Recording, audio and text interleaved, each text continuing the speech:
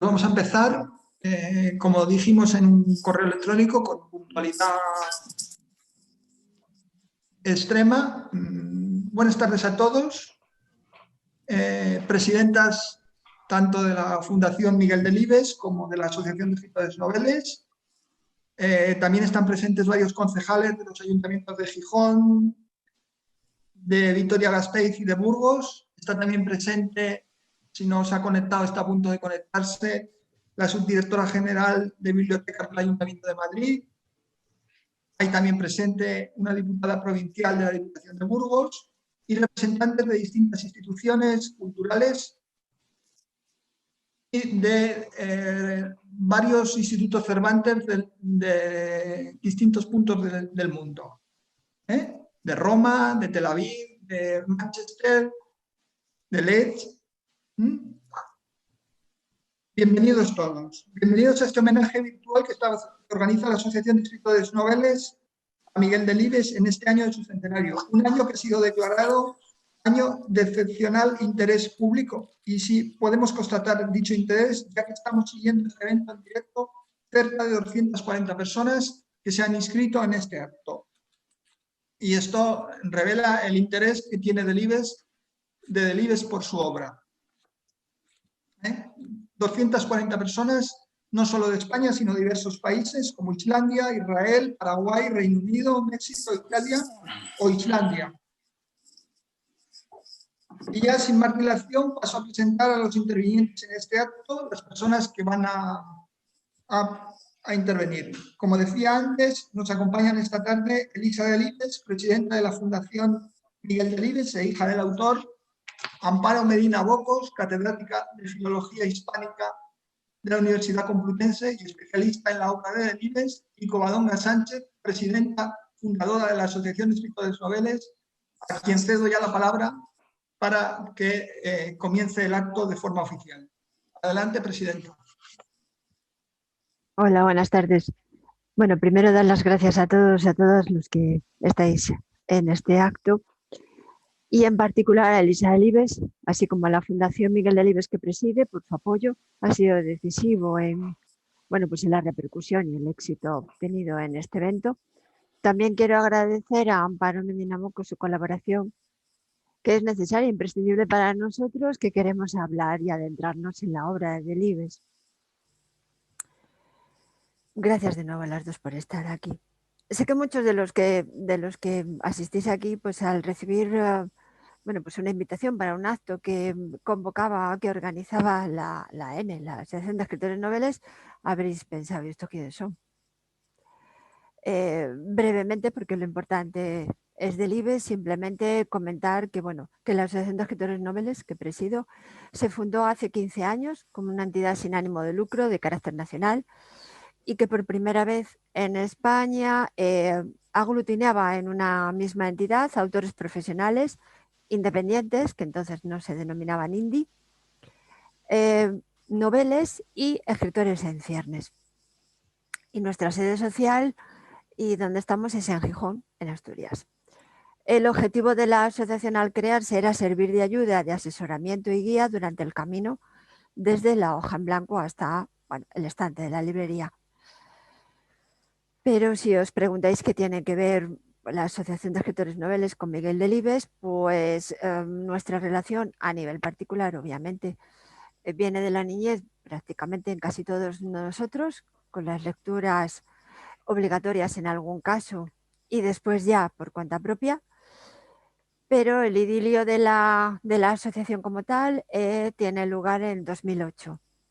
Recién arrancada en la asociación, presentábamos la asociación en Valladolid y la delegación allí, y la delegada es la autora vallesoletana Felicita Rebaque. Ella coincidía que era vecina de Delibes y, pues sin pensárnoslo dos veces, la verdad, decidimos invitar a Delibes para que fuera nuestro presidente de honor del acto. La sorpresa fue que no solo nos respondió, sino que además de forma manuscrita nos dijo que sentía no poder acudir porque, por enfermedad ya no podía, pero que si le hubiese gustado. Y si me permite, les leo brevemente las palabras breves que nos escribió, ¿no? Estimados amigos, me alegra la noticia que dais. Los escritores noveles unidos no dejan de ser una fuerza. Se animan entre sí, se acompañan. En los años 40 yo escribí en Valladolid más solo que la una. Cuánto hubiera deseado unos compañeros. Lamento no poder estar con vosotros el 12 de febrero en el acto de presentación de la asociación en Valladolid, pero os apoyo y os deseo muchos éxitos. Un cordial saludo, Miguel Delibes. Por eso en estos 15 años, el compartir y preservar la amistad que hay dentro de la AN, ser un grupo de amigos, de compañeros, forma parte de nuestro lema que llevábamos a rajatabla. Y ahora ya sí, a continuación, iniciamos un breve coloquio con Elisa Delibes y Amparo Medina Bocos, intentando conocer un poco más no solo la parte narrativa del Delibes, sino la figura. Claro, si yo empezara preguntándole a Elisa, todos sentimos una gran curiosidad por Delibes, porque yo creo que los lectores de por sí, cuando leemos a alguien y nos gusta y nos atrapa, nos imaginamos al autor o autora de una forma. No siempre es posible conocerlo en persona para saber si eso es así o no. Pero claro, yo empezaría preguntándole a Elisa cómo era papá Delibes. Era muy similar al autor que que se trasluce a través de las páginas de sus libros. Yo lo que has dicho es verdad. Muchas veces nos encanta pensar cómo será, cómo sería o cómo será o cómo es un autor que nos gusta, ¿no? Pero yo he reflexionado a veces sobre esto y me parece que para leer a un autor es casi mejor no saber nada de su vida, que no te condicione nada. Si te gusta, que te guste por su literatura, y si no, no. Pero bueno, es verdad que yo en el caso de Miguel Delibes no podía hacerlo así, porque le conocí mucho antes a la persona que al escritor. Incluso ya hasta los 10 o 11 años no sabía lo que era mi padre. O sea, sabía que era periodista, sabía que era profesor, no sabía bien dónde, pero lo de escritor se lo veía hacer muy poco. Pero el ser padre, el tipo de padre que decimos ahora, un papá de ahora, yo veo que va por los niños al colegio, les baña, les da la cena, les cuenta cuentos. Mi padre no podía hacer eso. Los hombres de esa generación eran padres de otra manera. Yo creo que mi padre realmente fue un buen padre, pero se dedicó mucho a ganar dinero, mientras mi madre a lo mejor sí que ejercía un poquito más de madre.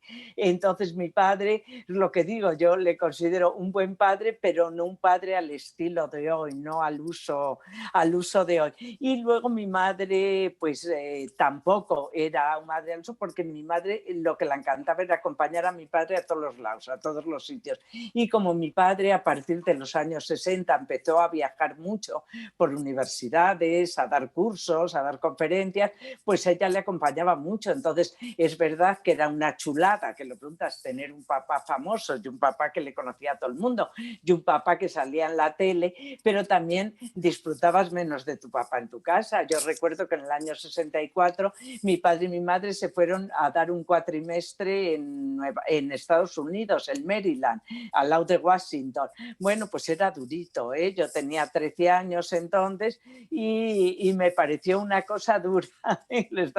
Pero bueno, que todo tiene sus ventajas y sus inconvenientes. Yo espero que tú me preguntes, tires de mí. Yo si no, así no me puedo poner a hablar y seguir. Es normal, sí. Sí. Yo quería preguntarte también, bueno, se ha dicho siempre la naturaleza está presente continuamente en la obra y casi es un mito, es un personaje más también, ¿no? En ella, ¿de dónde provenía esa pasión de Delibes por la tierra, por la naturaleza?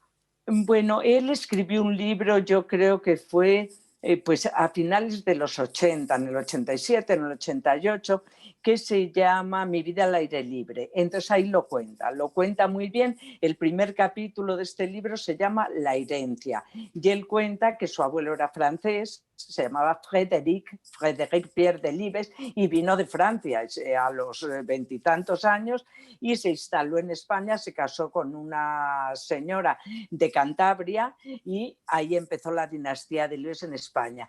Entonces mi padre, más que a su abuelo, que no le conoció, decía que su padre amaba la naturaleza y que él creía que le venía por parte francesa, porque los papás de esa generación no eran así. Mi padre nos llevaba todos los fines de semana al campo, él nos enseñó a andar en bici, nos enseñó a cazar, nos enseñó a nadar y fueron cosas que hicimos con pasión. Cuando su padre muere, mi padre escribe a su editor, José Vergés, cuyas cartas están publicadas, o sea, lo puede leer todo el mundo, y el 6 de julio, el 7 de julio de 1955, le dice a su editor: no te he escrito porque anteayer murió mi padre.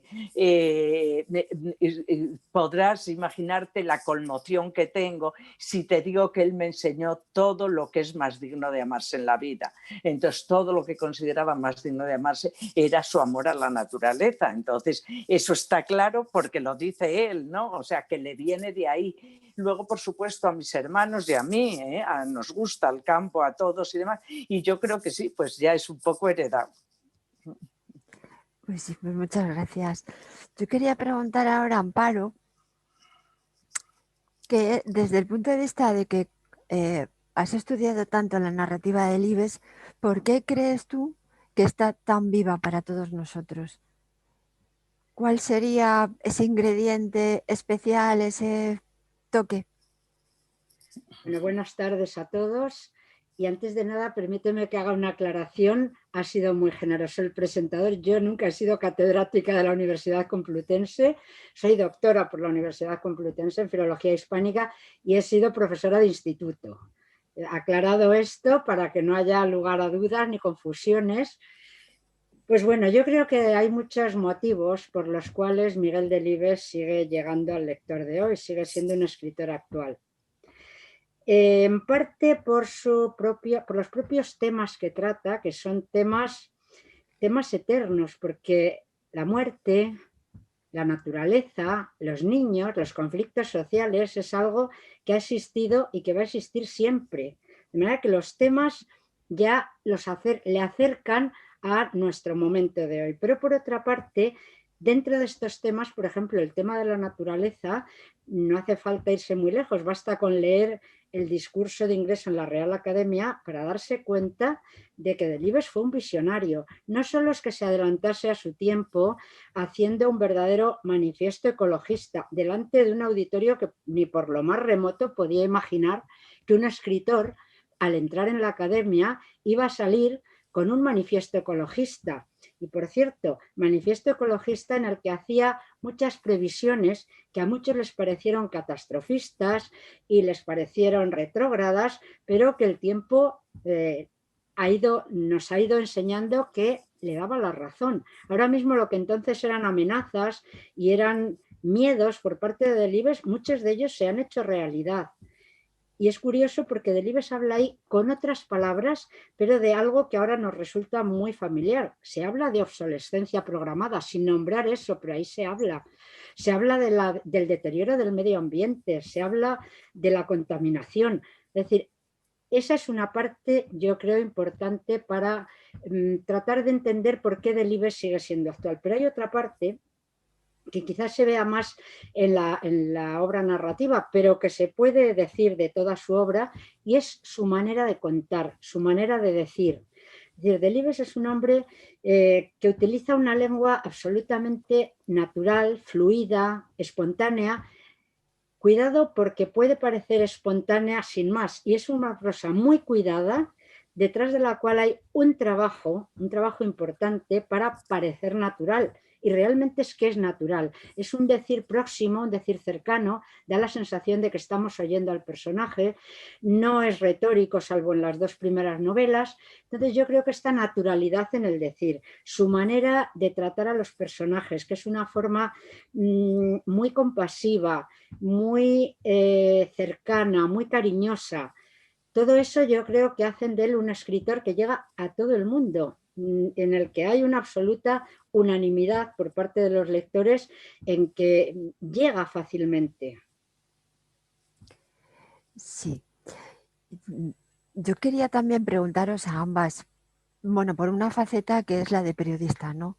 El norte de Castilla ha sido, bueno, pues toda su vida ha estado ahí.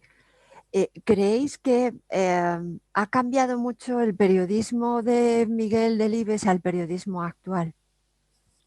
Bueno, Amparo, no sé si tú luego puedes contestarlo tú. A mí me parece que es otra profesión distinta completamente, porque en este momento decirte que el periodismo no es estar en contacto con la realidad, para nada. Al revés, te dicen el buen periodista es el que contrasta, porque te llegan a través de internet miles y miles y miles de noticias. La gente no compra prácticamente los periódicos de papel, les ve a través de una pantalla. Los periodistas yo creo que se mueven poco, incluso desde su casa ahora están pudiendo hacer el periódico, pero bueno, mi padre siempre le pareció ya en su época como que no hacía falta tener la carrera de periodismo, que con ponerte a trabajar en un periódico teniendo otra profesión podía ser un buen periodista. Pero bueno, yo tampoco soy una experta en este tema y que Amparo diga un poquito. Yo sí puedo decir hasta qué punto el periodismo es importante en la obra de Miguel Delibes, porque esto es algo que él mismo dijo muchas veces. Él repetía que el periodismo había sido su escuela de narrador. Yo creo que es verdad porque Delibes, como todo el mundo sabe, entró en el periódico no directamente como periodista, sino como caricaturista. Él se presentó allí al comienzo de los años 40 con una carpeta llena de caricaturas bajo el brazo para ver si conseguía ganar un poquito de dinero, pues se le daba bien lo de hacer caricaturas. Con el tiempo, Delibes acabó siendo director del periódico, pero por el camino hizo de todo. Hizo crítica de cine, hizo crónicas de fútbol, sucesos, necrológicas y por supuesto noticias. Y de ahí le viene, yo creo, esa gran curiosidad que tenía Delibes por todo lo que veía a su alrededor, y no solo curiosidad por ver, sino afición por contar lo que estaba viendo. Delibes dijo en alguna ocasión que en el periodismo provinciano, como había que hacer de todo, se aprendían muchas cosas, y él aprendió básicamente dos. Primero, a ver el lado humano de las noticias. Y en segundo lugar, a decir lo más posible con las menos palabras posibles. Yo creo que estas dos recetitas, el valorar el lado humano de lo que veía a su alrededor y el decir mucho con pocas palabras, es algo que evidentemente le valió mucho para su carrera de novelista, porque a lo largo de su obra se ve cómo va depurando el estilo, no solo el estilo, sino también los elementos que conforman la novela. Es decir, desde una novela como La sombra del ciprés, que es verdad que tiene una cierta carga retórica, que algunas veces se extiende demasiado en detalles, hasta una novela, para mí una de las mejores que ha escrito, que es Los santos inocentes, que es una novela en la que no sobra nada. Ahí hay un largo proceso del que era consciente el propio Delibes, de ir eliminando lo superfluo, es decir, quedarse en lo esencial y decir lo más posible con las menos palabras posibles. Yo creo que esta fue una de las enseñanzas que recibió de su profesión de periodista. No sé si he contestado algo, porque se podría hablar mucho de Delibes periodista y de cómo aprovecha materiales periodísticos a la hora de escribir sus novelas. O sea, por recordar algunas, cuando escribe Mi idolatrado hijo Sisí, que es una de sus primeras novelas del año 53, creo que es, ahí aparecen titulares de periódicos para ambientar la acción, es decir, para situarla en un contexto histórico determinado. En La hoja roja, el viejo Eloy, el jubilado, enseña a leer a su criada, la Desi, y utiliza para ello titulares de periódico, porque tenían la letra más grande, muchas veces mayúsculas.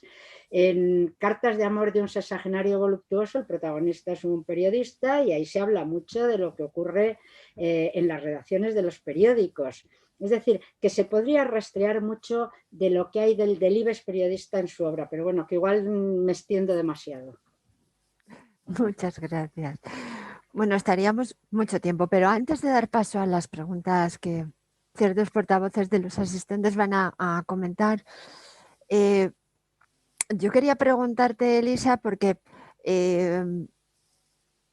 una de las asistentes, María Teresa Fontes, la pobre nos envió unas preguntas, pero llegaron fuera de tiempo. Entonces, Sí, son curiosidades que realmente nos llaman la atención. Ella pregunta, eh, ella es de la Universidad de Salamanca, de la Facultad de Traducción y sí. Documentación, y entonces ella nos preguntaba, ¿qué obras tenía cerca del IBEX que consultaba? ¿Tenía alguna obra de cabecera? Quizás, No te entiendo bien, ¿quieres decir literatura? ¿Qué sí, literatura leía? O porque una obra que tenía siempre a mano, pues es diccionarios, el diccionario de dudas, pues lo que tiene mucha gente que se dedica a escribir, ¿no? Que quiere saber sí, pues si lo está poniendo bien o lo está poniendo mal. Y luego en cuanto a leer, él fue un lector, no un lector. Hay gente que te dice, me leo 2 libros diarios o un libro diario. No, mi padre siempre leía, pero bueno, como puede pasarnos a mucha gente, yo siempre estoy leyendo un libro, unas veces me dura más y otras menos. Entonces mi padre sí que era un lector, un buen lector, pero no un lector voraz.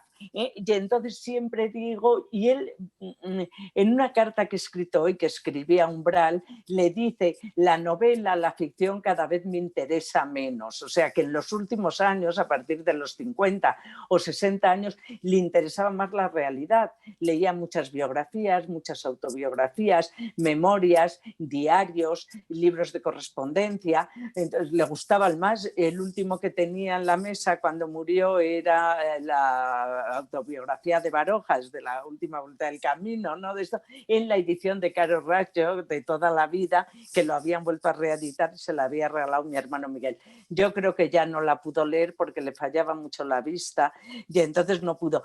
Pero de autores, pues hombre, procuró leer, quiero decirte que ya perteneció a una generación, que es la mía casi, donde se publicaban tantos libros al año, o sea, ahora todavía más, que no te puedo decir que pudiera leer todo, pero le gustaba por lo que gusta a todo el mundo, o sea, la generación perdida americana, los rusos, los realistas rusos, los franceses y los españoles, por supuesto, también, pero vamos, no te puedo decir tal autor, tantísimo, mucho, pues no, el boom hispanoamericano le interesó mucho también en su momento. Y bueno, pues bien, o sea, sí, pero una obra de cabecera, decir, no puedo dejar de leer todos los días un trocito de, pues no la vi, no, vamos, no creo que la hubiera.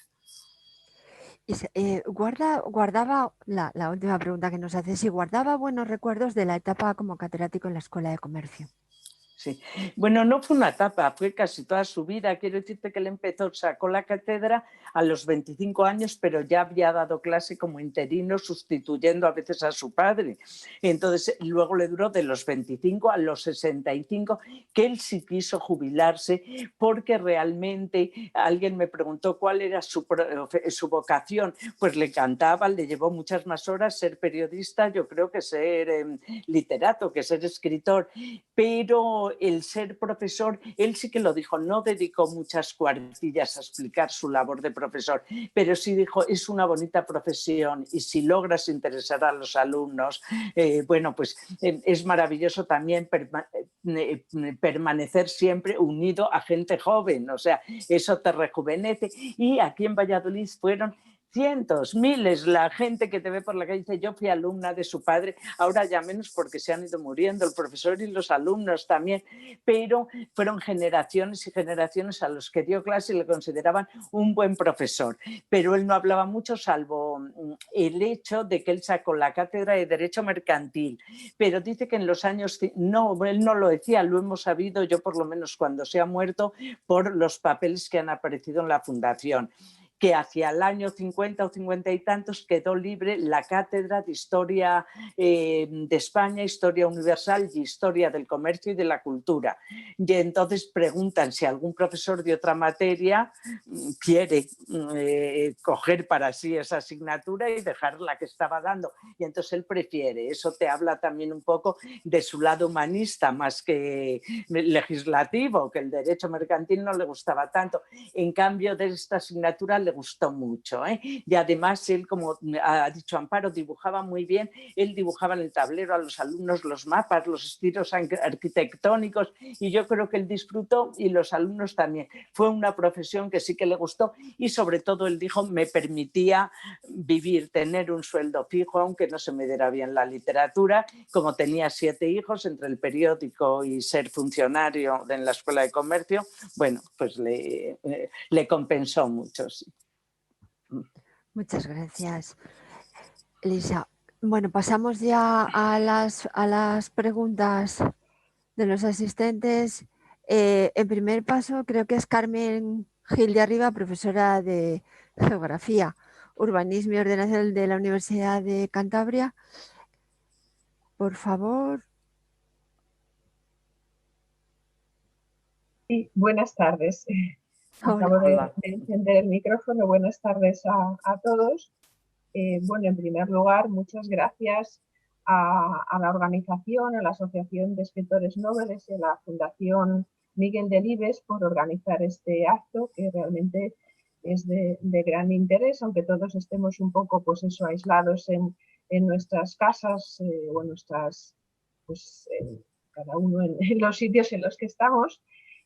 Saludo especialmente bueno, a Elisa Delibes y a Amparo Medina, a Kobe Sánchez y a José Ángel Jarne, que son con los que he tenido un poco pues, mayor contacto durante estos días, bueno, sobre todo con José Ángel Jarne para la formulación de las preguntas. Yo en realidad había planteado 3 preguntas un poco más largas, pero como somos bastantes los que vamos a intervenir, pues se me pidió que las simplificara y un poco las he reducido ahí como viene en la hoja, en la escaleta resumen que se nos ha mandado estos días. Pues yo había planteado un poco algo que ya se ha dicho anteriormente por parte de Amparo, sobre todo, que es los paisajes existenciales de Delibes en su obra y un poco sus paisajes vividos, cómo se reflejan en su obra, y a través de esto también su compromiso ético, es decir, no solamente él le gusta la naturaleza, ¿no? o tiene esta vinculación con el territorio, sino que además se nota muy claramente que asume un compromiso ético, a veces a través de personajes que son personajes marginados, ¿no? o perdedores. Y bueno, en relación con estos paisajes existenciales, también se ha dicho un poco esta procedencia de Delibes, ¿no?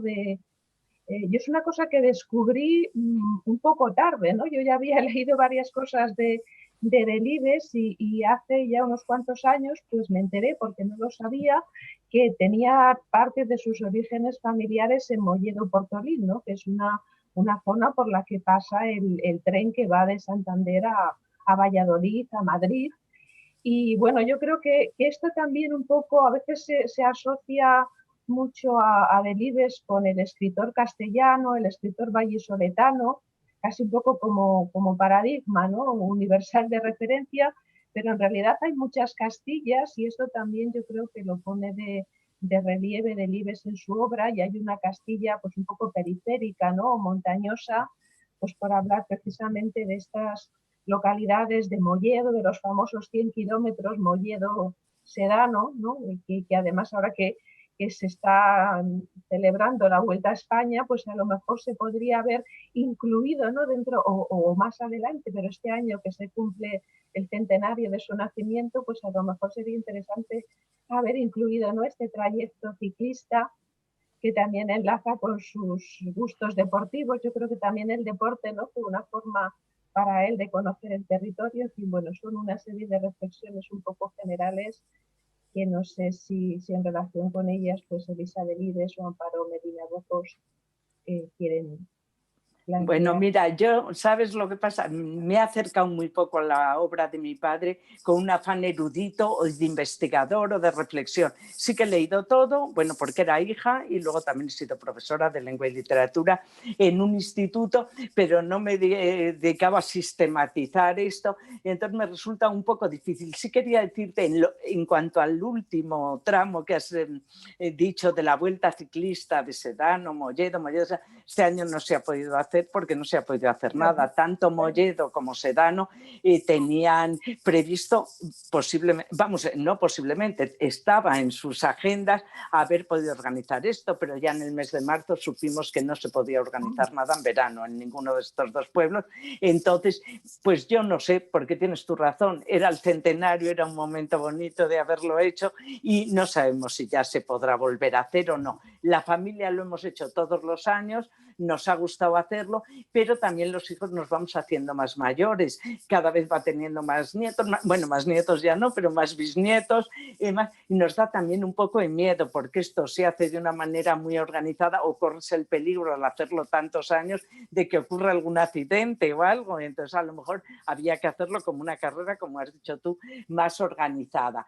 En cuanto a lo demás, el paisaje y la tierra y sus personajes y todo esto, yo creo que te puede contestar mucho mejor Amparo, que sí que se ha acercado a estas cuestiones mejor que yo. ¿Vale?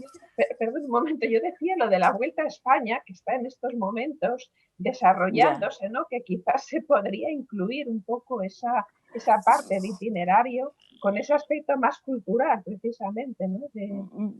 Bueno, no lo sé, me parece demasiado pedir. Los escritores también y el territorio en sí, ¿no? Ya, no lo sé, me parece demasiado pedir, pero bueno, a lo mejor se podía, no tengo yo lo ni lanzo idea ahí de a ver si alguien lo oye. Vale, vale. Sí, sí.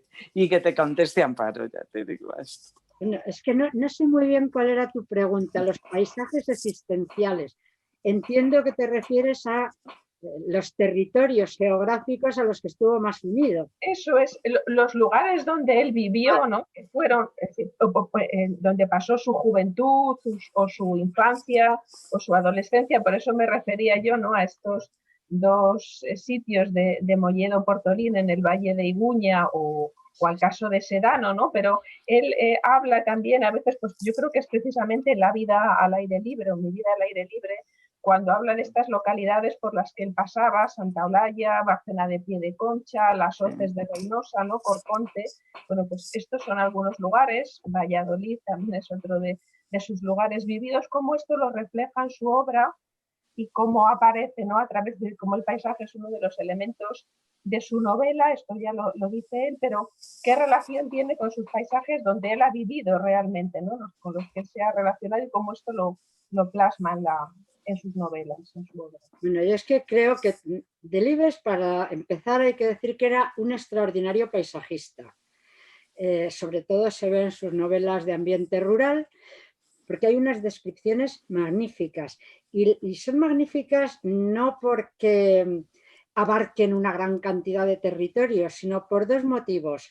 Uno, porque Delibes conocía perfectamente el léxico castellano, tenía un vocabulario amplísimo y hace poco le comentaba yo, no sé con quién, que oí decir a Juan José Millás, y me hizo mucha gracia, que la palabra es un órgano de la visión. Yo al principio me quedé un poquito sorprendida, pero después lo he pensado y creo que tiene toda la razón. En este sentido, Delibes es un estupendo ejemplo para ilustrar esta afirmación así en apariencia tan sorprendente. Y es que Delibes veía mucho más de lo que solemos ver sus lectores. Es decir, nosotros vemos árboles, pero es que Delibes veía hayas, veía robles, veía enebros, veía árboles frutales que yo no conozco. Era capaz de decir el nombre de cada uno de los árboles que iba viendo. Y lo mismo ocurre con las elevaciones del terreno, donde todos decimos un montecito más o menos alto, pues Delibes veía cerros, soteros, veía collazos, veía lomas, en fin, veía una cantidad de cosas. Y en ese sentido, las palabras que él usa nos hacen ver un paisaje que si no, probablemente pasase inadvertido. Eso por una parte. Por lo que se refiere a cuáles son los paisajes vividos por Miguel Delibes, en sus obras todas las descripciones que hay de paisajes creo que están hechas del natural, como si un pintor hubiera pintado el natural, es decir, están hechas de primera mano. ¿Y ahí cuáles son esos paisajes? Pues Castilla, por supuesto, Castilla, desde la Castilla más llana, cerealista, a la Castilla de la montaña, ya el norte de Burgos, el norte de Palencia. Esto lo explica muy bien Delibes en una antología que se llama Castilla, lo castellano y los castellanos, donde da el nombre de cada una de las paisajes que hay al fondo de sus novelas. Por supuesto que está también, evidentemente Castilla está porque vivía en Castilla, porque la conocía palmo a palmo, porque estaba muy interesado por los problemas del campo castellano y por otra parte porque era un gran cazador que disfrutaba pateando las laderas, recorriendo kilómetros a ver si pillaba una perdiz roja, pero lo que le importaba sobre todo era disfrutar de la naturaleza. Bueno, pues los paisajes de Castilla evidentemente están ahí porque era su territorio. Él siempre dijo que se conformaría con que al final de su vida se pudiera decir acertó a pintar Castilla. Hay también el paisaje de la infancia, que es el paisaje de Cantabria, de Molledo Portolín, que se refleja claramente en el camino. Lo que pasa es que hoy es Cantabria, pero cuando Delibes escribía, incluso cuando Elisa y yo éramos pequeñitas, Santander era una parte de Castilla. Yo recuerdo que el norte de Castilla en verano tenía una página especial dedicada a Cantabria y ponía donde Castilla se asoma al mar. Bueno, pues ahora ya Castilla no se asoma al mar, pero bueno, pero Cantabria está ahí porque era un paisaje vivido en la infancia. El paisaje de los Santos Inocentes, pues es el paisaje extremeño. Delibes también lo conocía porque había cazado en Extremadura, pero sobre todo yo creo que tuvo que poner ese paisaje de dehesa para contextualizar exactamente lo que quería contar. Y latifundios no hay en Castilla. Hay que irse un poquito más al oeste, al suroeste, para encontrar esos latifundios donde se daban esas relaciones que Delibes pretende denunciar ahí. Y luego hay una novela que no se desarrolla en España, que es Diario de un emigrante, en la que hay muchas descripciones de paisajes, pero las descripciones las conocemos por boca de Lorenzo, el cazador, que sigue escribiendo allí su diario y que se admira de lo grande que es todo en América. Por cierto, el que se admira de lo grande que es todo en América es Miguel Delibes, aunque se lo haga decir a su alter ego, que es Lorenzo el Cazador. Y para eso recomiendo la lectura casi en paralelo entre Diario de un emigrante y uno de los primeros libros de viajes, creo que el primero de Miguel Delibes, que se llama Por esos mundos, Sudamérica con escala en Canarias. Sí. Entonces, leer los dos se ve claramente que lo que le impresiona a Delibes, el paisaje de los Andes, por ejemplo, es lo que después le hace decir a Lorenzo. Estos tres son los grandes, o cuatro son los grandes paisajes descritos por Delibes.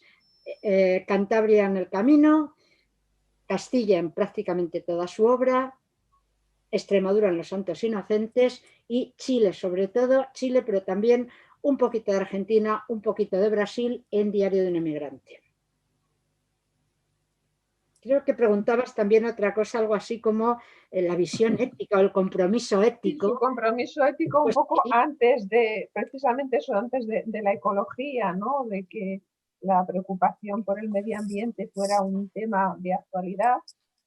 Yo creo que el compromiso ético, más que con el paisaje, era con los hombres que poblaban ese paisaje. Los hombres que forman parte, pero bueno, con el territorio, por eso decía yo. Claro, entonces Delibes estaba muy preocupado por lo que veía cuando salía al campo. Veía el campo de Castilla y veía los pueblos de Castilla abandonados. Y entonces, al margen de haber hecho una campaña periodística denunciando este abandono, cuando la censura le prohibió seguir denunciando en el periódico lo que estaba ocurriendo en Castilla, pues escribió novelas tan duras como Las ratas o un conjunto de relatos como puede ser Viejas historias de Castilla la Vieja, que según confesión propia fueron la consecuencia inmediata, él dijo, de mi amordazamiento como periodista.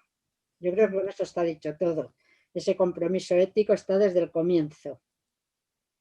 Y que quizás puede plasmar mejor en la obra literaria que en el periodismo, ¿no? Precisamente por esa libertad quizás que la narrativa son cosas distintas, son medios distintos y discursos distintos.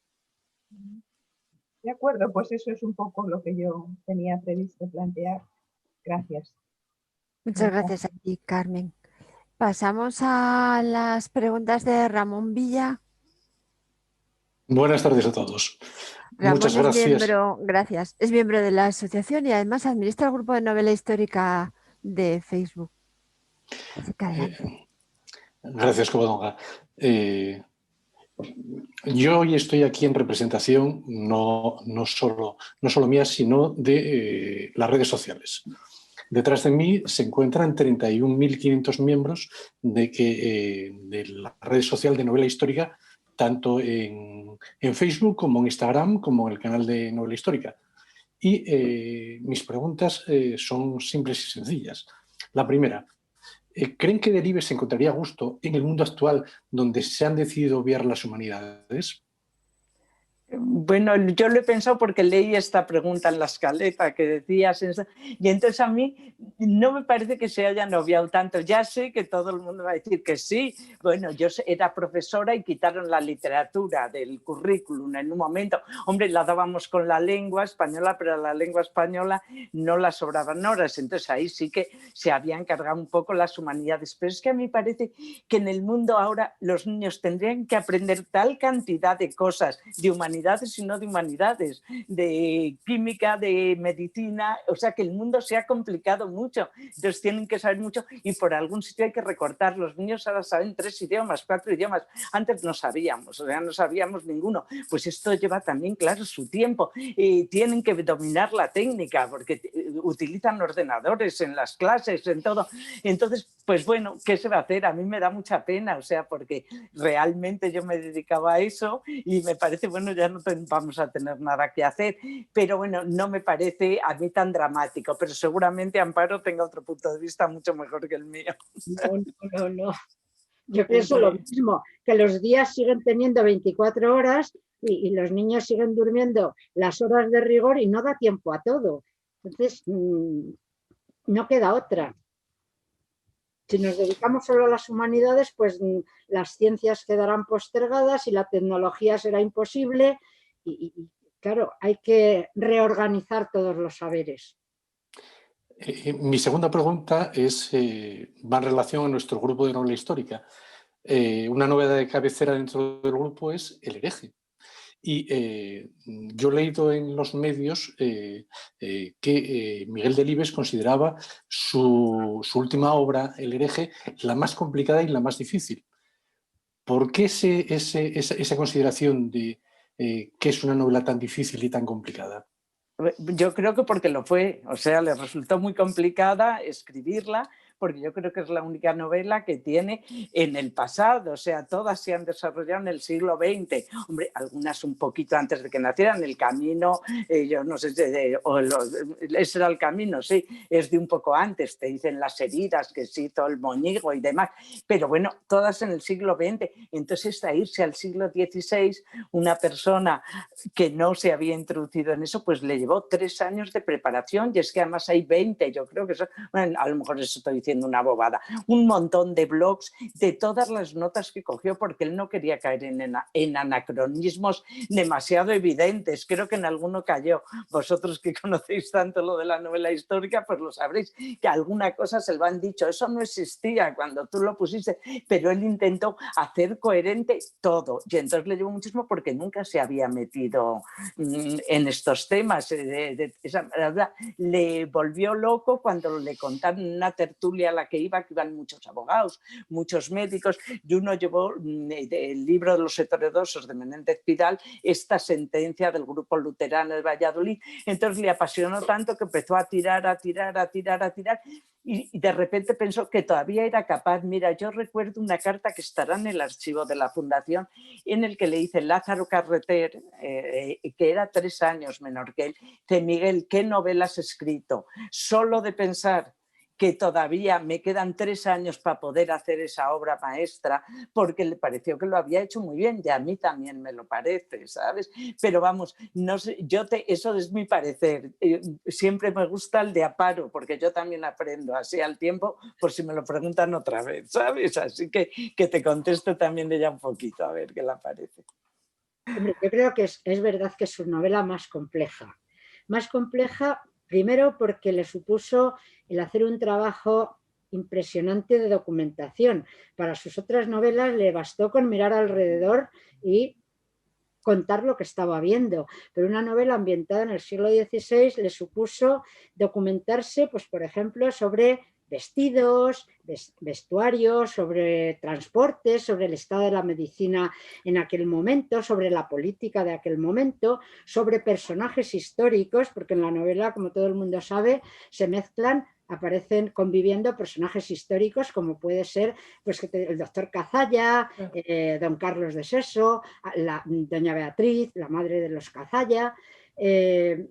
Aparecen estos personajes, pero luego aparecen muchos personajes que son creación del propio Delibes. El evidente es Cipriano Salcedo. Entonces, junto a toda esta labor de documentación, para no caer en anacronismos, como dice Elisa, es que además hay detrás de esta novela un trabajo impresionante de documentación en el aspecto ideológico, religioso, el haberse metido en lo que significaron estos círculos erasmistas en la España del siglo XVI, ese preludio con el que empieza la novela, que es es un comienzo difícil de novela, muy difícil, porque ahí lo que se está dirimiendo en el diálogo de los personajes, que por cierto, un gran acierto de Delibes fue iniciar la novela con un género que parece renacentista, que es el género diálogo. Los personajes van hablando y nos introduce en todas las controversias religiosas, espirituales, doctrinales.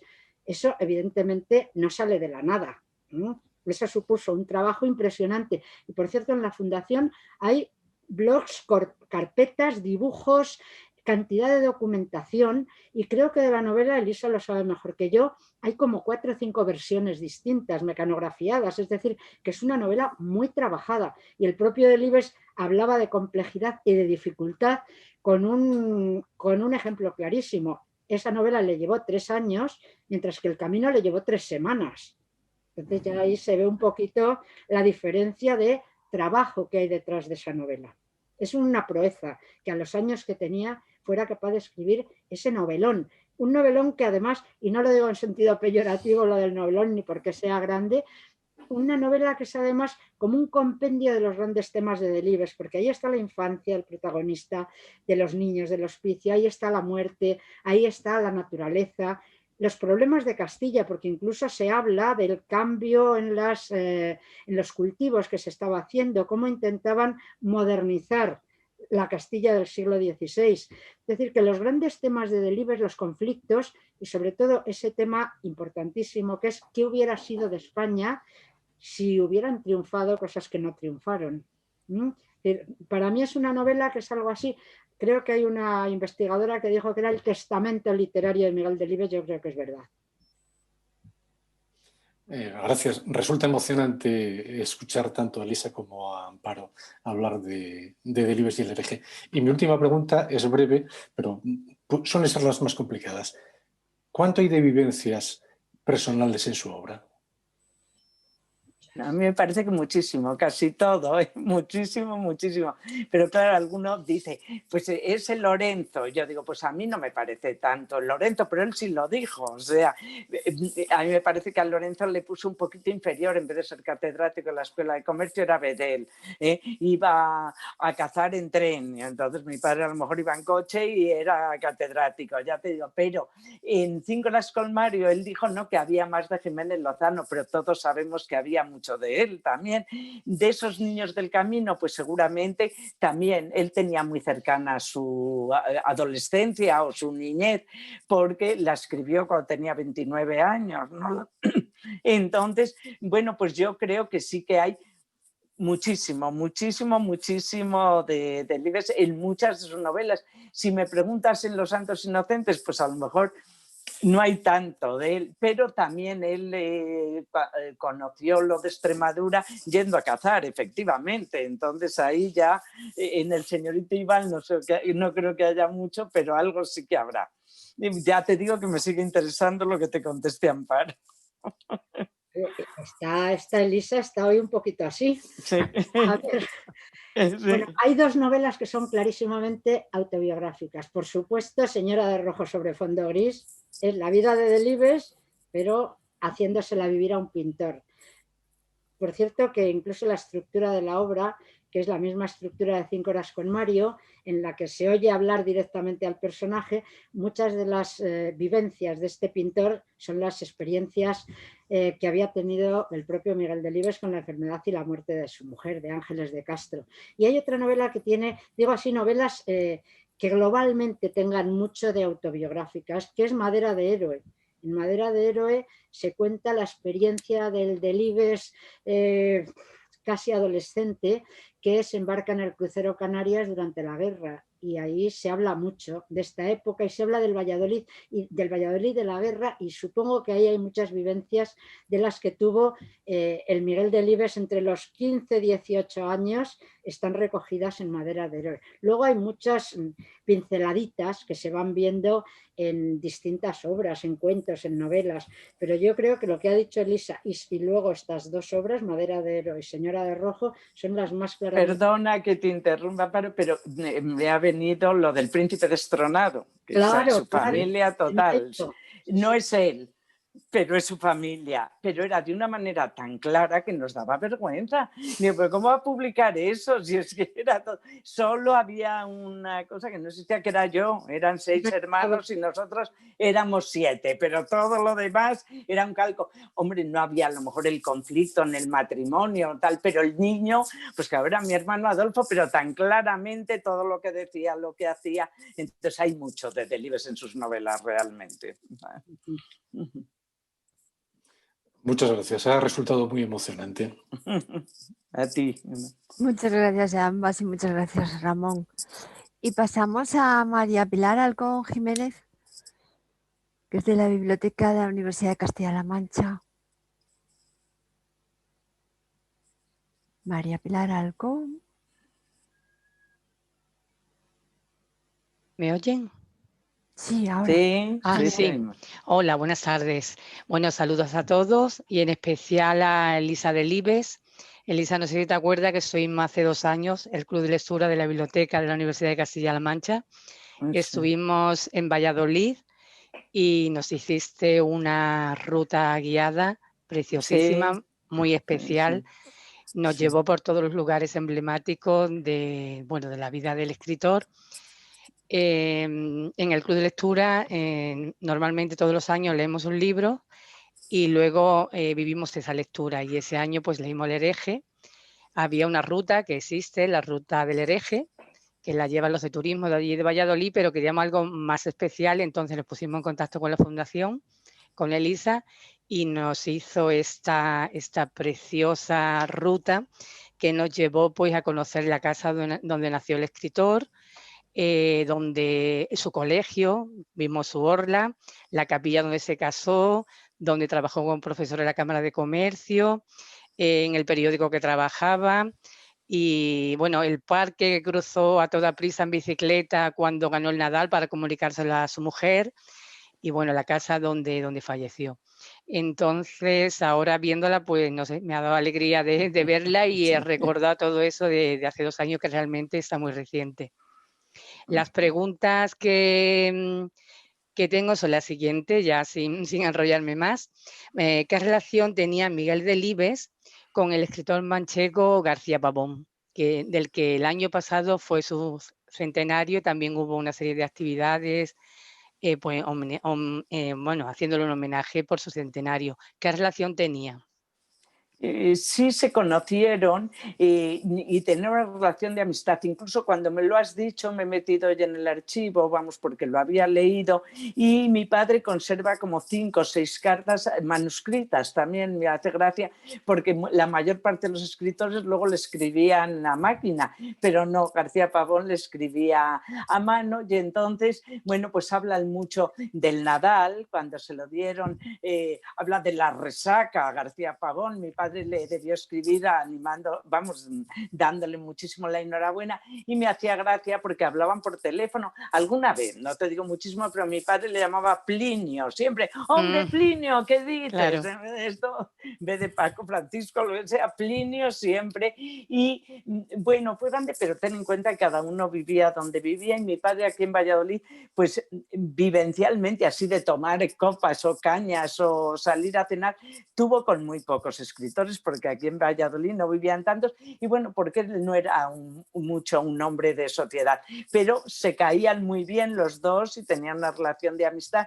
Incluso una vez hablaban de un viaje que iban a hacer juntos a Lisboa, en una de escritores que también iba a ir Francisco Umbral, pero luego yo creo que fue mi padre el que se dio de baja porque solía hacer estas cosas, ¿sabes? Le entraba la neura y de repente decía que no iba y no debieron ir, pero vamos, una relación sí de amistad.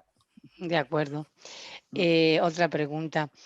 Bueno, ya casi también has hablado antes, Elisa, de eso. ¿Cuál fue su verdadera vocación? Sí. Profesor, novelista, periodista. Me parece que ya lo has comentado antes. Sí, yo he dicho que lo que más tiempo le llevó fue el periodismo, porque era un periodismo, ya hemos dicho, muy distinto al de ahora.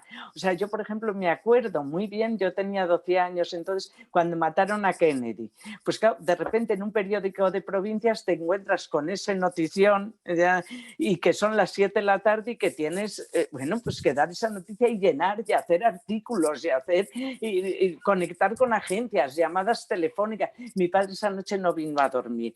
Bueno, Amparo, sabes, en el 63 si era director, seguramente sí, ¿no? En esto, o no, ya había dejado de serlo, pero realmente ocupaba un cargo importante y era en noviembre del 63 cuando matan a Kennedy, yo creo. Él no vino, esa noche no vino a dormir a casa porque se quedó en el periódico porque era una cosa importante, pero yo creo que realmente él desde muy pronto necesitaba horas para su labor creativa, necesitaba y a veces pues no las tenía, porque claro, el periódico le comía muchas horas, tenía que ir a Madrid porque con la censura les cerraban el periódico, eran muchísimas horas y él quería hacer un buen periódico, o sea que también le gustaba. Puso en marcha la Sala de Cultura del Norte de Castilla, por la que pasó García Pavón, por la que pasaron Aranguren, todos los escritores e intelectuales del momento, pero todo eso le llevaba mucho tiempo. Entonces yo sí que noté ya después de muerta mi madre, que mi padre tiene, cuando mi madre muere, mi padre tiene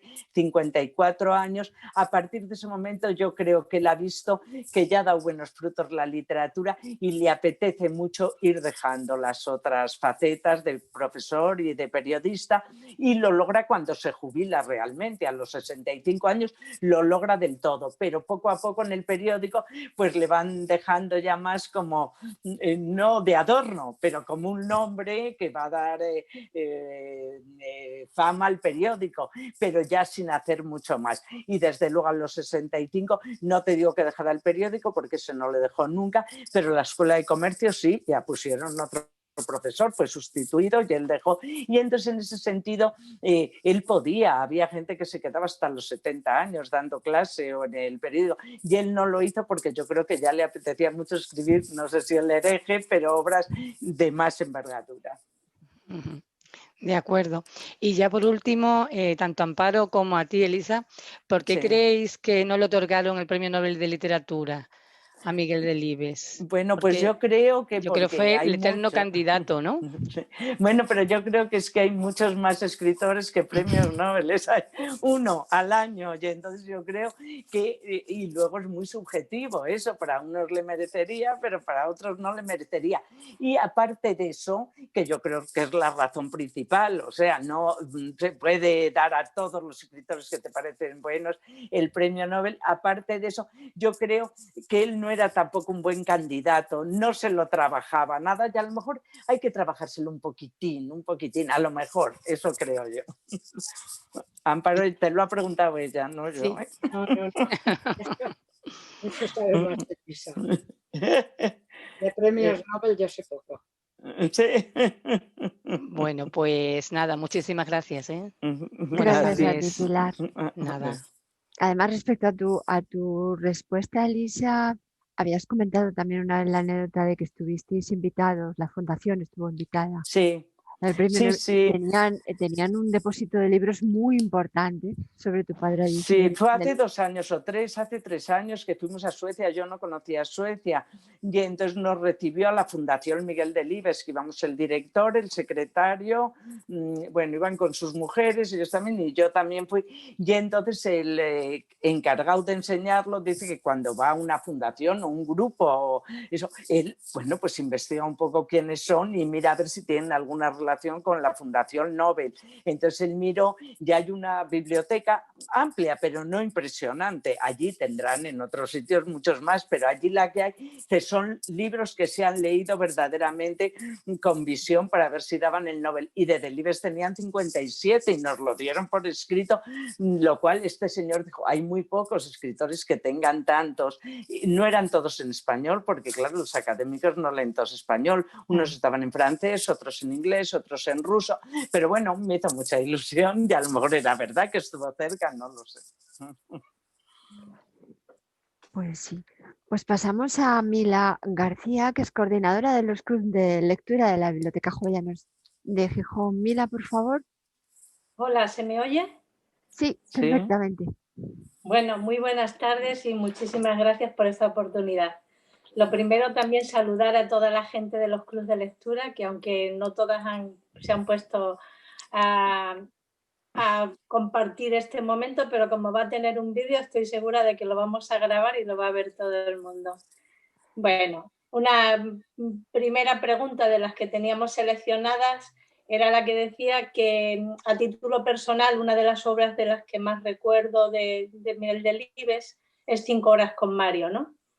Y le preguntaba especialmente, porque también hacemos un grupo con lectura de obras de teatro, si participó el autor en alguna de las adaptaciones al teatro, si se emocionaba al ver la interpretación de Lola Herrera, que es la que más lo hizo, ¿no? Y después en ese misma también una pregunta sobre si llegó a conocer la obra de Atif Rahimi, La piedra de la paciencia, que también es un libro que leímos mucho en los clubes de lectura, muy sorprendente, y que todo el mundo decía, bueno, este hombre tuvo que leer 5 horas con Mario, tuvo que ser un seguidor de Delibes. ¿Sigo con todas las preguntas o...? No, mira, vamos a ir así de una vez. Bueno, yo creí que ella decía que era al revés. Si mi padre conocía a Atif Rahimi, yo no le conocía a este escritor. Lo leeré ahora porque me interesa un poco, pero no sé si este escritor turco conoce a Delibes, a lo mejor. Eso no lo puedo saber por si yo no conocía a este señor. Y luego, ya no me acuerdo cuál era la primera. La segunda era lo de Lola Herrera. Si intervenía en alguna adaptación. Y yo creo que en la de 5 horas con Mario sí, y viene, o sea, en el libro que se editó con la adaptación teatral, viene adaptada por Miguel Delibes, no sé si es Ramón García también. Y yo creo que... Sámano es Josefina Molina. No fue Delibes, en 5 horas... Sámano, sí, también. Josefina Molina y Miguel Delibes. Y en las guerras de nuestros antepasados también. Yo sé lo de 5 horas con Mario, en lo otro no te puedo asegurar. Pues yo creo que también las guerras, o sea, al principio le hizo ilusión, ¿sabes? Intervenir. Pero vamos, yo creo, ya no sé, la hoja roja no, yo creo, o a lo mejor también, es que no lo sé. Puede que sí que interviniera, ¿sabes? Hay en alguna otra, en Señora de Rojo no, evidentemente se ha estrenado después de que él haya muerto y ahí no intervino, pero lo de Lola Herrera sí le gustó la interpretación de Lola Herrera, tanto como emocionarle, pues yo creo que no, pero él sí que llegó a decir que cuando ves a un personaje tuyo en la piel, en otra piel que tú no lo habías imaginado así, si lo hace muy bien, se te termina metiendo en la cabeza a ti que era así el personaje que habías creado y que Lola Herrera lo había hecho también, que él ahora cuando pensaba en Menchu pensaba en Lola Herrera, cuando pensaba en Nazarías de los Santos Inocentes pensaba en Paco Raval, entonces eso era que le había gustado, así tanto como emocionar. Yo a mi padre le divirtió más que emocionarle lo de 5 horas con Mario puesto en boca de Lola Herrera, que lo hacía con tal desparpajo, tan vallisoletana, ¿sabes? Tal, como le decía, yo creo que le divirtió más que emocionar, que bueno, pues no creo que se diera el caso. A lo mejor si hubiera vivido lo de Señora de Rojo, pues le hubiera emocionado más porque era algo más personal, no lo sé. De acuerdo. Bueno, pues la otra pregunta es precisamente sobre ese libro, Mujer de rojo sobre fondo gris, que es una obra que han leído prácticamente todos los clubes de lectura de Gijón, y hubo un encuentro a propósito de esa obra en el antiguo instituto con Ramón García González, catedrático de la Universidad de Valladolid, que vino a darnos unas charlas sobre eso y que aunque conozco mucho. Dice, bueno, esa fue una obra con la que era fácil reencontrarse porque hablaba de ese 1975, sobre todo de ese final de la dictadura y de la pérdida de la compañera de vida. Y dicen, es cierto que esta es su obra más personal y por otro lado que le costaba mucho hablar de sus sentimientos, de sus cosas personales o... Bueno, le costaba muchísimo, él era muy pudoroso para su vida personal.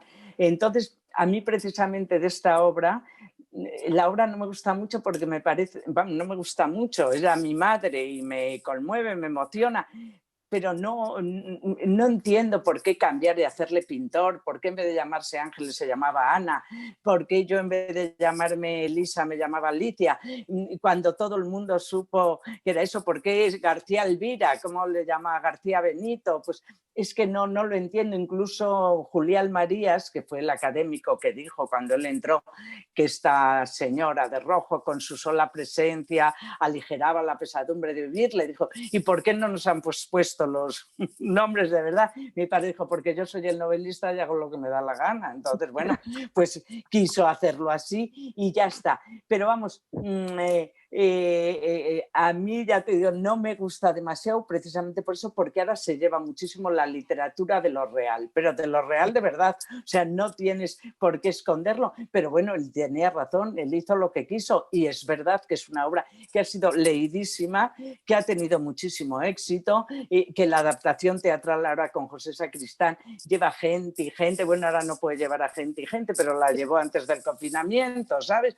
Entonces, bueno, eso es lo que te puedo decir yo de esta obra, y sí será muy personal y que es verdad que le debió costar mucho porque tardó 17 años en escribirla, el meterse con ella. Mi madre murió en el 74, aunque el libro diga que el 75, y no la escribió hasta 1991. Y él pensó que la gente no se iba a dar cuenta enseguida que era su mujer, porque eso lo había rebozado de muchas maneras.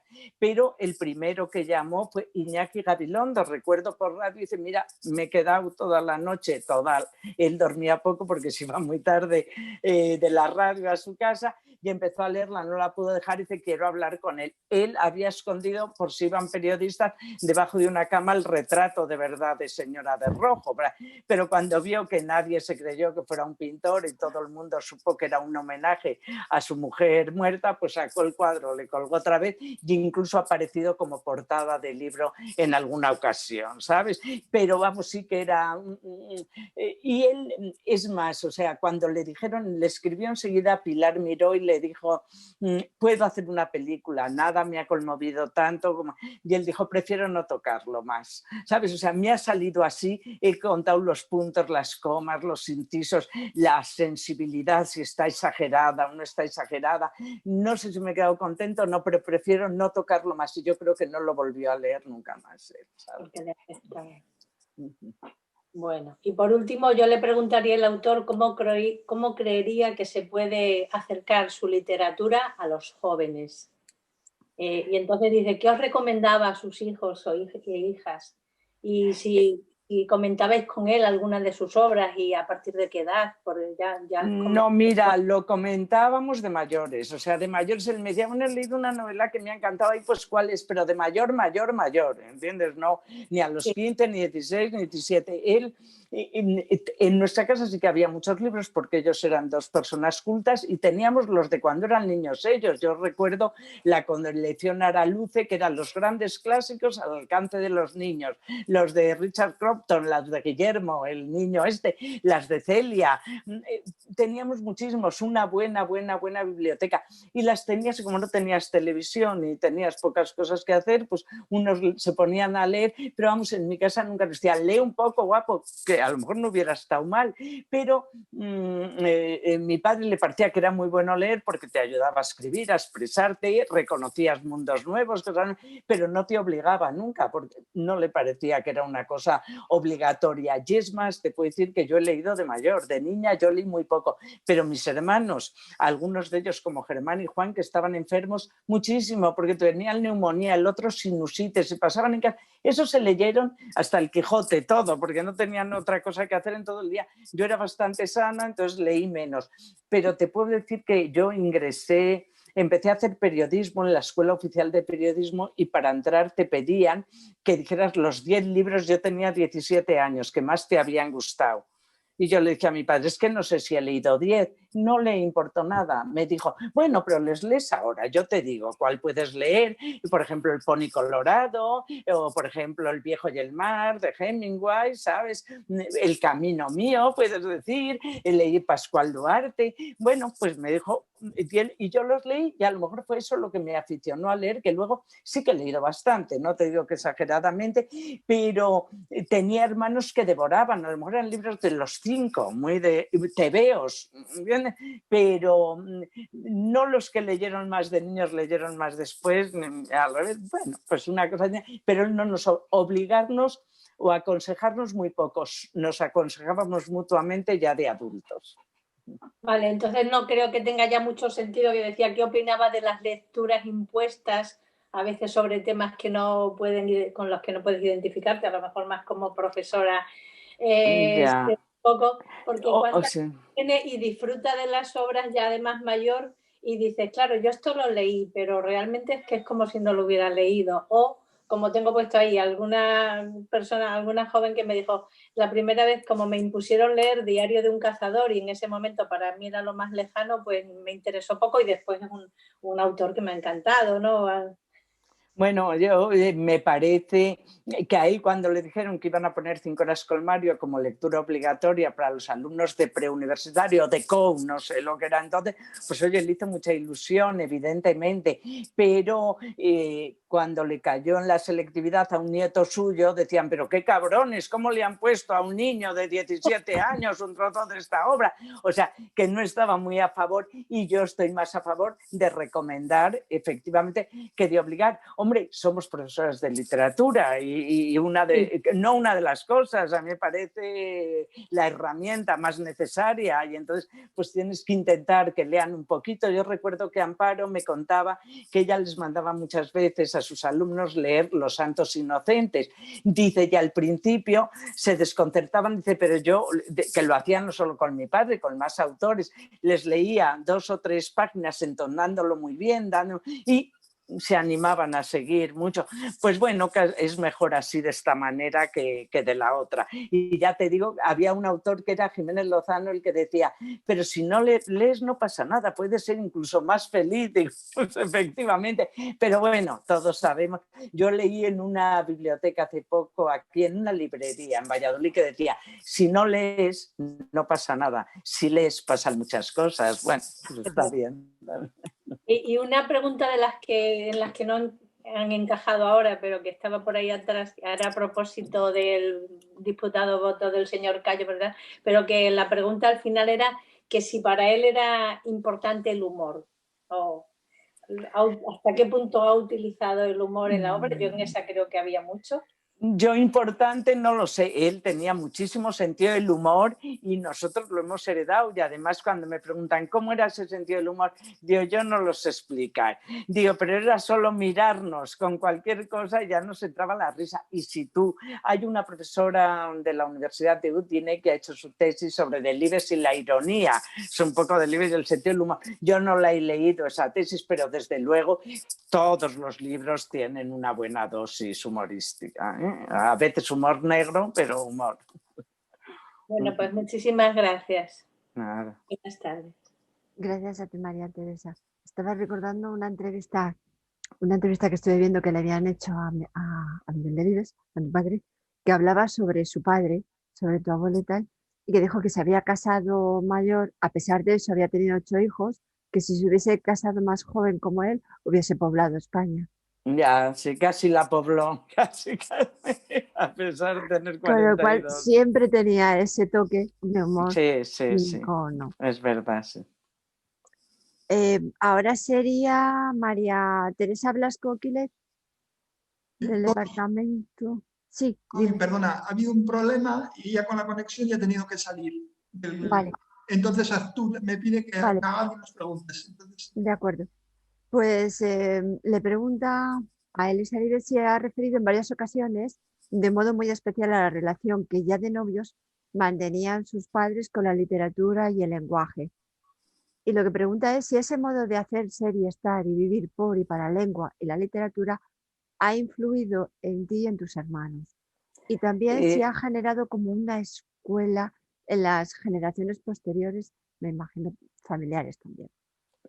Bueno, yo creo que esa relación se está exagerando ahora un poco, que por supuesto que sí que leían, pero vuelvo a decir lo mismo, era en el caso de mi padre, pues sí pertenecía a una familia culta con muchos libros, en el caso de mi madre no, sus padres pertenecían al mundo rural y fue ella sí que le interesó lo de leer y le gustaba, pero tampoco de una manera exagerada, pero sí que es verdad que ellos se regalaban libros de novios, eran los grandes clásicos, era una colección de Austral, pues donde tenías desde Homero a Cervantes, Dostoyevsky, o sea, clásicos universales, y se los dedicaban y debían leer bastante, pero bueno, pues te digo lo mismo, iban al cine mucho porque sí que existía, y también, si me dices qué relación tenían con el cine, pues lo mismo que con la literatura. Luego se ha querido decir que gracias a mi padre escribió, yo creo que no, y crear así una escuela con esto, pues tampoco, ya he dicho un poquitín eso, que ni nos obligaban a leer, ni eso, pero vamos, mi padre y mi madre más o menos, pues sí leían los dos, ¿no?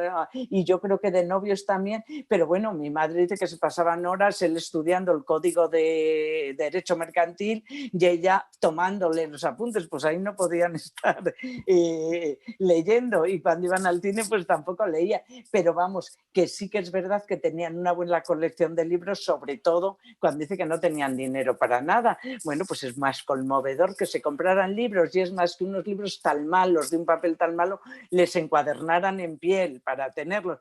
Luego mi padre tuvo todos los libros que quiso, porque cuando eres un escritor importante te mandan todos de todas las editoriales, y ya sobraron libros, ya ese amor por... Mi padre tampoco era bibliófilo, o sea que, bueno, tenía los libros para leerlos, pero bueno, nada más. No, lo de crear escuela, y eso yo creo que para nada. No.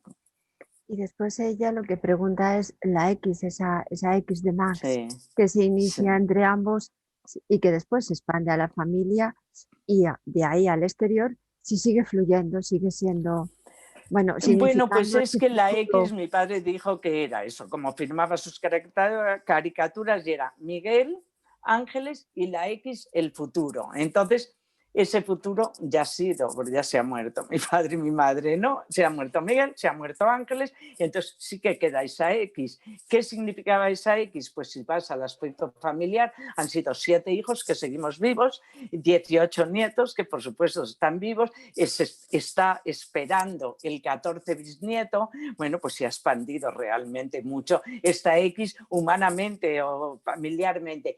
En cuanto a los libros, bueno, pues realmente esa X significó 60 libros que yo creo que escribió y que han sido traducidas a 34 lenguas o 35 lenguas. Entonces realmente dio mucho de sí esa X del futuro. Yo creo que él no pensó nunca que iba a ser tan prometedora, ¿eh? Pues sí, se expandió, sí es verdad. Pues hemos finalizado las preguntas de María Teresa y paso ahora a Carmen Sanfeliz, que es miembro también de la Asociación de Escritores Noveles. Carmen, por favor. Hola. Gracias, Covadonga. Muy buenas tardes. Es un honor, la verdad, poder formular una serie de preguntas y estar escuchando todas estas, bueno, incluso anécdotas, ¿no?, de la vida de don Miguel Delibes y bueno, y de lo importantísima que fue su obra. Ya se ha comentado por parte de Amparo la riqueza en las descripciones del paisaje, que Miguel Delibes utilizaba una maestría y una técnica casi cinematográfica. La pregunta es, ¿era Delibes en su vida privada tan descriptivo verbalmente o como buen castellano se manifestaba con más parquedad? Bueno, Delibes hablaba lo necesario, o sea, y yo creo que no, que era más parco, como dices tú, o sea, pero yo creo que es que en sus novelas tampoco es que utilice tanto, le utiliza muchas veces un vocabulario que no conocemos, pero no a lo tonto, no a lo tonto, quiero decirte que él necesita un término para cada cosa, la precisión que has dicho tú, sí, pero así la verborrea no, entonces, no, en su vida con su familia pues hablaba como cualquier padre o esto, pero si tú lees sus cartas son siempre concretas, son prácticas, o sea, tenía que contestar a esto, iba pum, pum, pum, pum, pum, pum, o sea que no utilizaba más palabras de las necesarias, pero con nosotros, y a veces nos contaba cosas o con el sentido del humor nos reíamos, pues bueno, no era tan parco como parece. Bueno, claro, es que la precisión y ser a la vez tan poético es muy, muy difícil. Entonces, claro, lo de utilizar unos términos muy concretos, muy precisos y a la vez poder ser tan poético para mí es, bueno, me resulta maravilloso y, bueno, me parece un fenómeno, ¿no? Bueno, yo hay novelas que me parecen más poéticas, como puede ser a lo mejor Las ratas o Los santos inocentes, pero tampoco yo le calificaría personalmente como un escritor poético, ¿verdad? O sea, no me parece cuando Juan Ramón Jiménez escribe Platero y yo, pues eso sí me parece prosa poética, pero la de mi padre, pues hay en algunos momentos que realmente Amparo la he oído yo hablar de Los santos inocentes y habla que parece un poema. Bueno, pues tiene sus momentos, pero tampoco yo diría que todo lo que ha escrito, no sé, Amparo, si tú lo puedes precisar un poquitín más. A ver, yo creo que lo poético, sobre todo, se refiere a la musicalidad que tiene la poesía. Es decir, la poesía se basa en gran medida en la repetición de estructuras sintácticas, métricas, acentuales, etcétera. En ese sentido, la prosa de Delibes es muy musical. Y a eso me refiero yo cuando hablo de las calidades poéticas en el sentido de la musicalidad. Es una prosa muy musical y en el sentido en que la poesía tiene que ver con la repetición, pues también en la prosa de Delibes hay mucho de poético. Esto lo dijo y lo explicó muy bien Francisco Pino en un artículo muy bonito sobre lo poético en Miguel Delibes. Oye, me vais a perdonar porque yo a las 8 tengo otra cosa que además también por vídeo, ¿no? 6:30 y les dije que no podía porque tenía que estar aquí, pero en breve a lo mejor me tengo que ausentar, por eso no me gusta, yo me enrollo con mucha facilidad y preferiría no hacerlo. Voy muy rápido con las siguientes. Miguel Delibes, a pesar de ser poco amigo de salir de su territorio conocido, de su Castilla, pues bueno, sabemos que viajó mucho y que escribió mucho también acerca de esos viajes. En sus crónicas viajeras escribió que se precisan ojos de palurdo para sacarle a un viaje un rendimiento.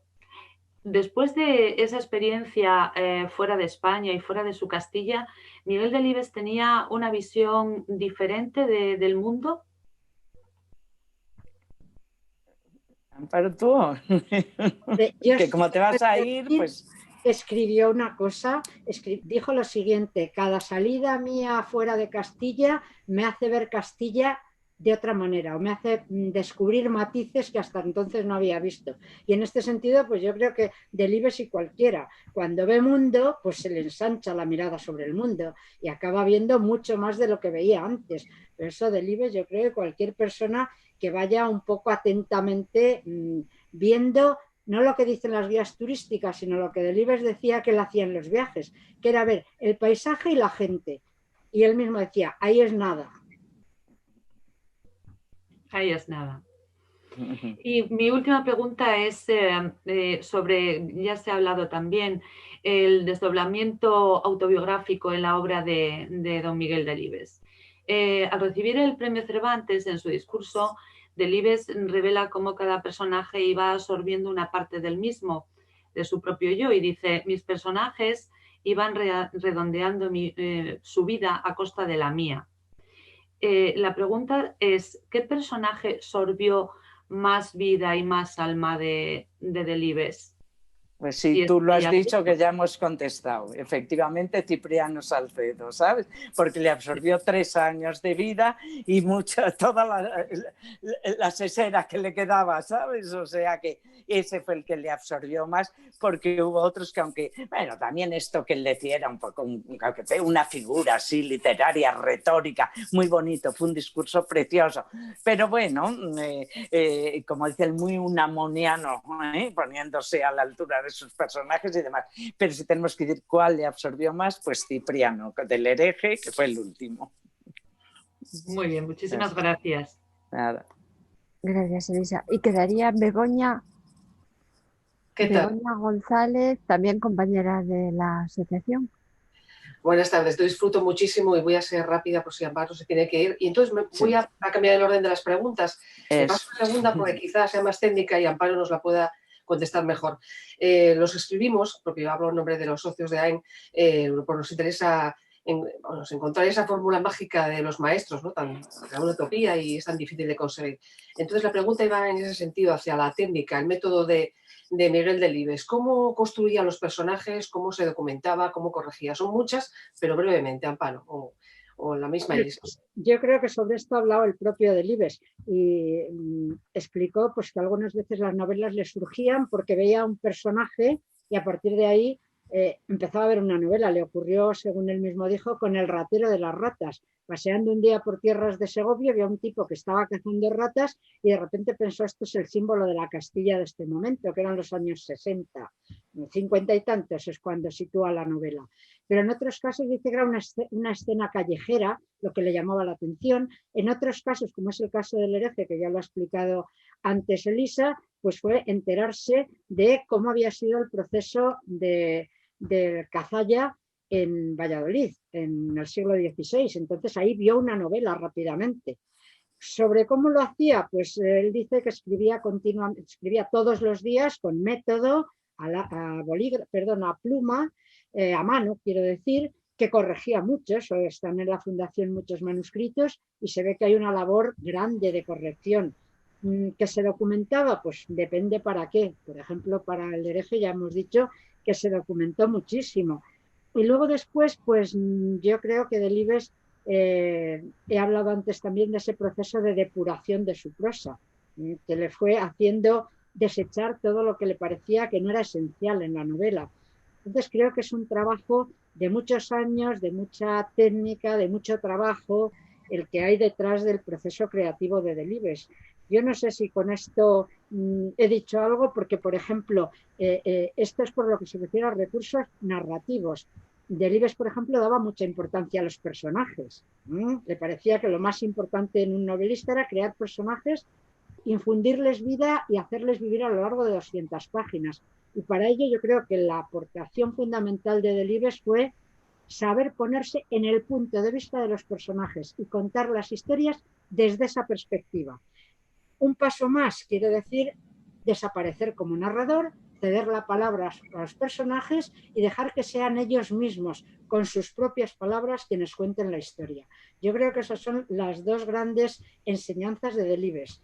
Saber aprovechar todo lo que hay alrededor. Él decía también que él era un escritor de oído, que iba con la antena puesta siempre, que los dichos populares se le quedaban con facilidad.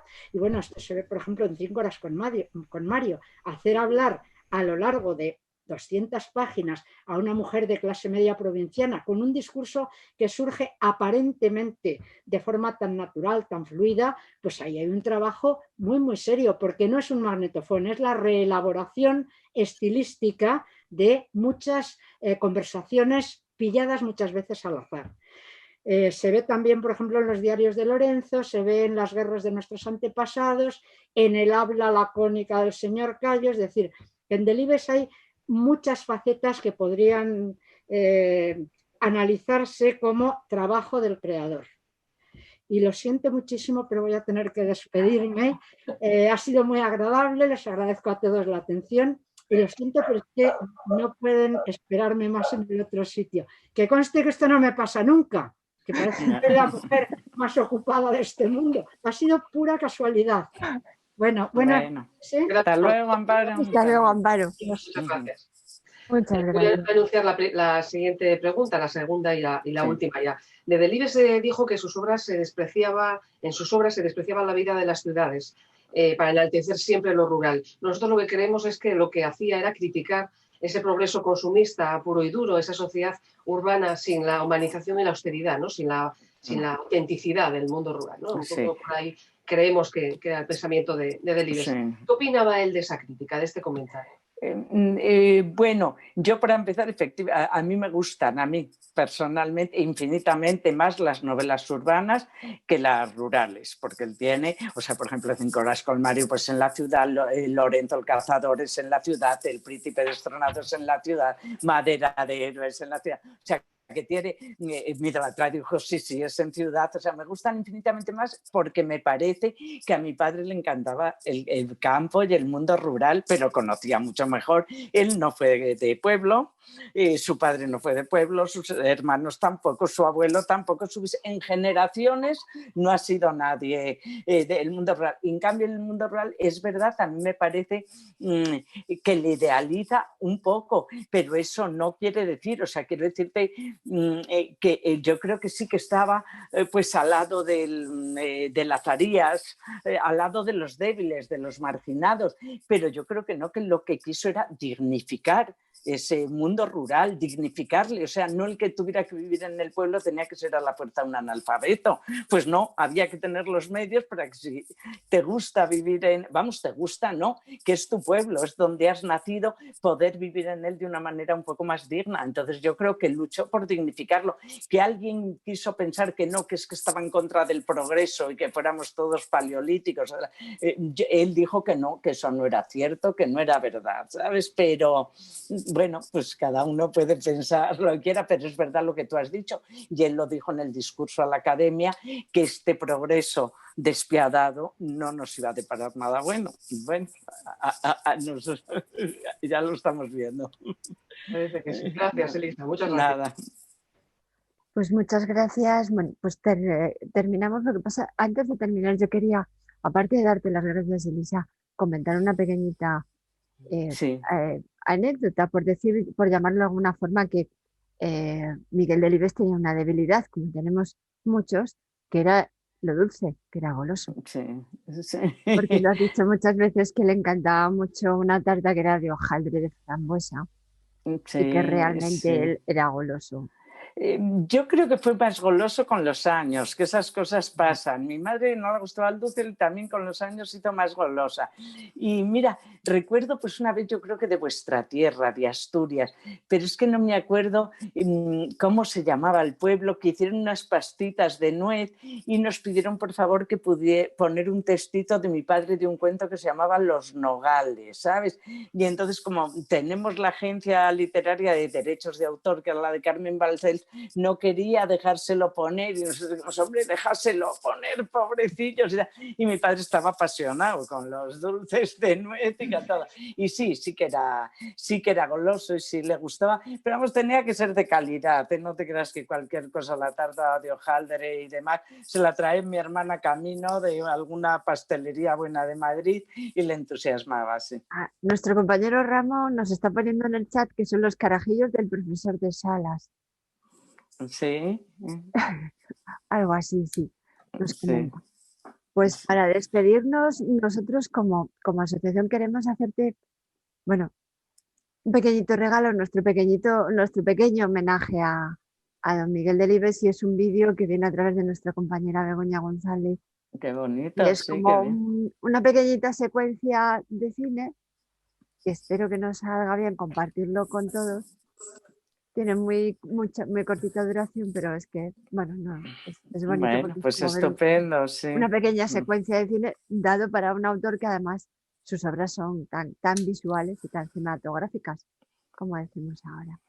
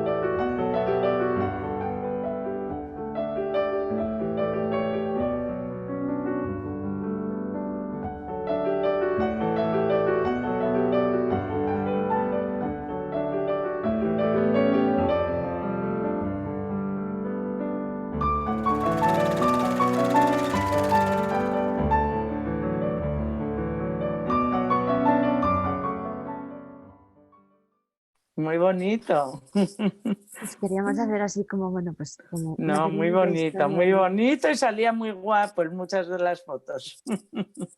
Así Muchas que gracias, nada. Elisa. Ha sido un placer Gracias a hablar contigo y con vosotros, sí. Amparo, de verdad. Ha estado Disfrutar. estupendo, sí. Muy bien. Pues hasta luego. En nombre de la asociación, gracias a todos por asistir.